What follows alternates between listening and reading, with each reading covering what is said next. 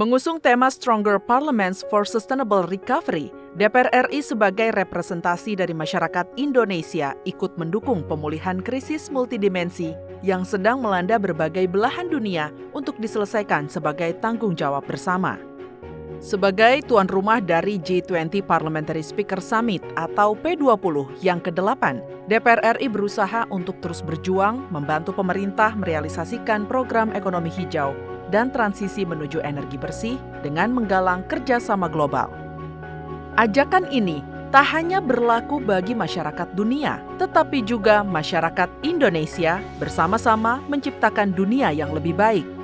Anggota Badan Kerjasama Antar Parlemen atau BKSAP DPR RI, Diah Roro Esti, mengajak seluruh masyarakat Indonesia untuk berperan aktif dalam mengurangi gas emisi karbon.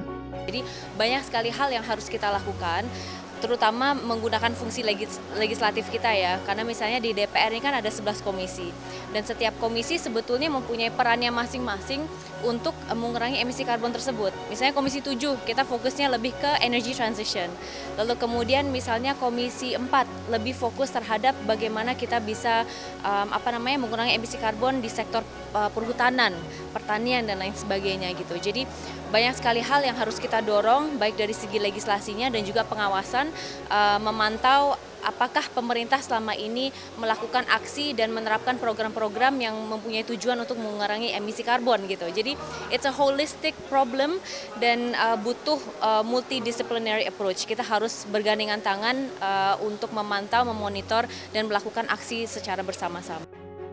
Tak hanya itu, DPR RI juga memiliki Kaukus Ekonomi Hijau yang terdiri dari lintas fraksi dan komisi sebagai salah satu upaya legislasi untuk berkontribusi dalam pengurangan gas emisi karbon. Harapannya perubahan yang dilakukan akan menciptakan multiplier effect bagi masyarakat dan dunia. Lewat pertemuan bilateral dengan parlemen dari berbagai negara, DPR RI berusaha menjalin kerjasama yang lebih erat untuk membantu Indonesia lebih cepat menuju pembangunan ekonomi hijau yang lebih ramah lingkungan. Dalam bilateral meeting antara GKSB DPR RI yang diwakili Putri Aneta Komarudin dan Daniel Johan dengan perwakilan Parlemen Tiongkok, Sen Zhu, dan Si Junzang, Ketua GKSB DPR RI Indonesia Tiongkok, Putri Aneta Komarudin, mengapresiasi komitmen Tiongkok untuk mendorong penerapan ekonomi hijau melalui transfer pengetahuan dan teknologi. Mentransfer pengetahuan dan juga ilmu di bidang teknologi supaya kerjasama ekonomi dan perdagangan antara Indonesia dan Tiongkok ini bisa lebih produktif dan menguntungkan kedua belah pihak. Tadi juga kita mengangkat terkait dengan isu ekonomi hijau yang menjadi salah satu topik pembahasan di G20 dan P20 juga, dan kita di situ menitik beratkan pada bagaimana komitmen Tiongkok untuk menjadi negara yang lebih ramah lingkungan dengan kebijakan yang mendorong keuangan hijau dan kerjasama infrastruktur antara Indonesia dan Tiongkok yang memperhatikan aspek lingkungan dari kedua belah negara. Pertemuan bilateral ini menjadi langkah penting sebagai upaya membangun komunikasi yang lebih intensif antara Parlemen Indonesia dan Tiongkok, khususnya dalam kerjasama penerapan ekonomi hijau. Krisis ekonomi global yang saat ini terjadi menjadi salah satu tantangan terbesar bagi Indonesia dalam mencapai pembangunan berkelanjutan berbasis ekonomi hijau.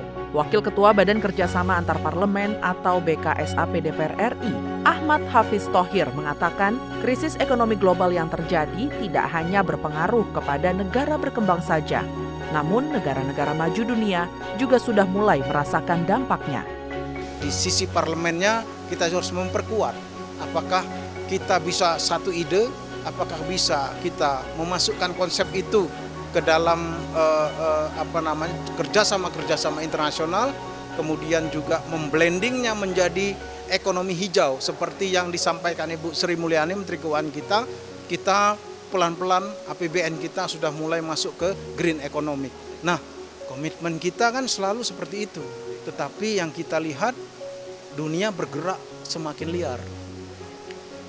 Perang Ukraina sama Rusia membuatkan ekonomi global ini menjadi serba tidak bisa menentu. Rupiah pun terhantam dengan permainan dari Federal Reserve Bank yang menaikkan suku bunga. Artinya apa? Artinya indikator-indikator ekonomi di negara manapun itu bisa berubah-ubah dalam hitungan bulan dan hari. Ya, ini yang akan kita hadapi ke depan.